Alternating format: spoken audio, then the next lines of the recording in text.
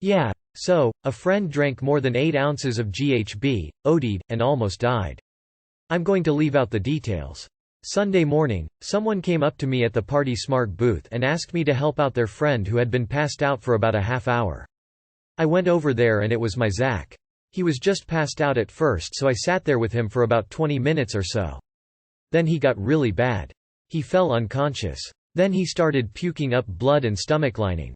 He started to convulse and stuff. It was so horrible. He stopped breathing. For a while, we couldn't find a heartbeat. We tried to keep him alive at the party for about 2 hours. It was horrible. All the fucking Emmets were on drugs and didn't know what the fuck they were doing. We had to take him to the hospital. We didn't want to at all because we knew if we took him, he would end up at rehab or the D home. But we didn't have a choice. I spent 6 hours at the hospital. The doctors told me to not be surprised if he died. When they finally got him stable, I went to go see him. He still wasn't conscious. They didn't think he would live.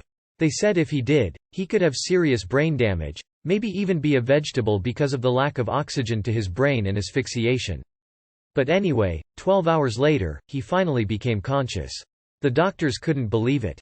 But he would stop breathing a lot and go into arrest. He finally began to breathe on his own, so they took the tube out of his throat.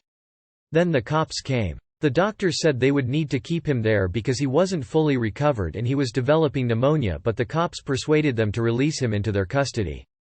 He could barely walk or stand up and they cuffed him and took him away. The main reason I got involved with DanceSafe was so if someone was in a situation like this, I would know what to do. Thank God I got involved. Seriously, if I wasn't there, there were only 2 other people there who knew what they were doing. All 3 of us kept him alive. Afterwards, we all talked about it and we all agreed that we would not have known what to do if it weren't for DanceSafe.